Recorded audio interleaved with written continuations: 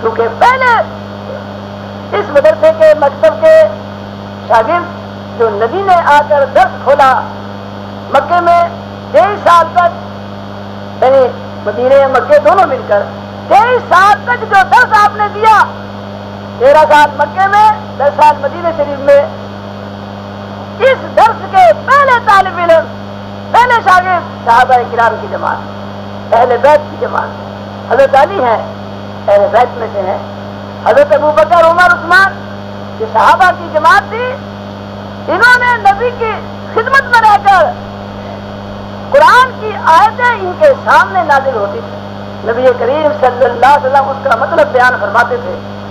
ابھی میں نے آپ کو مثالیں دی ہیں کہ نبی کے بتائے بغیر تو نماز، روزہ، حج اور زکوٰۃ بھی ہم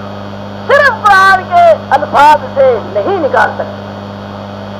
نماز کے معنی صلاۃ ہے، صلاۃ ہم نے نماز کا معنی کر لیا اپنا فارسی میں، لیکن صلاۃ کے معنی کئی ہو سکتے ہیں۔ تو اگر نبی یہ بیان کر کے نہ بتاتے کہ صلاۃ سے مراد یہ قیام، رکوع، سجدہ ہے،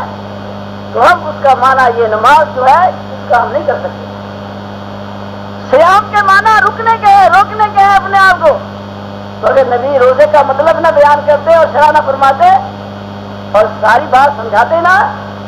تو پھر قرآن کے لفظوں سے، صیام سے ہم یہ روزے کا معنی نہیں بیان کر سکتے تھے جو ہم صبح سے لے کے شام تک روزہ رکھتے ہیں ہم رمضان کے اندر۔ ایسے ہی حج کے معنی،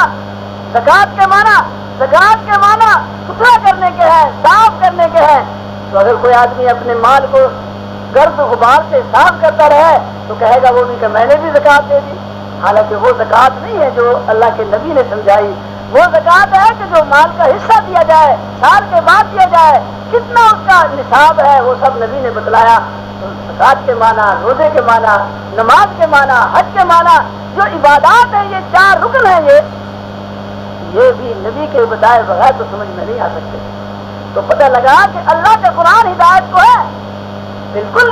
نور ہے، روشنی ہے ہدایت کی، لیکن نبی کے بیان کے بغیر ہم نہیں سمجھ سکتے اس کی روشنی کو، ہدایت کو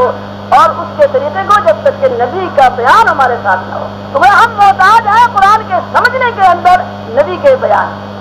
یہ مطلب ہوا۔ یہ میں نے اتنی بات سمجھائی کہ کئی قسم کی غلطیاں ہم سے اس لیے ہو جاتی ہیں کہ قرآن کی آیتوں کو ہم نبی کریم صلی اللہ علیہ وسلم کے بیان کے بغیر اور نبی کی روشنی کے بغیر، حدیث کے شرح کے بغیر ہم سمجھنے لگ جاتے ہیں، تو ہم سے اس کے مطلب سمجھنے میں غلطی ہو جاتی ہے۔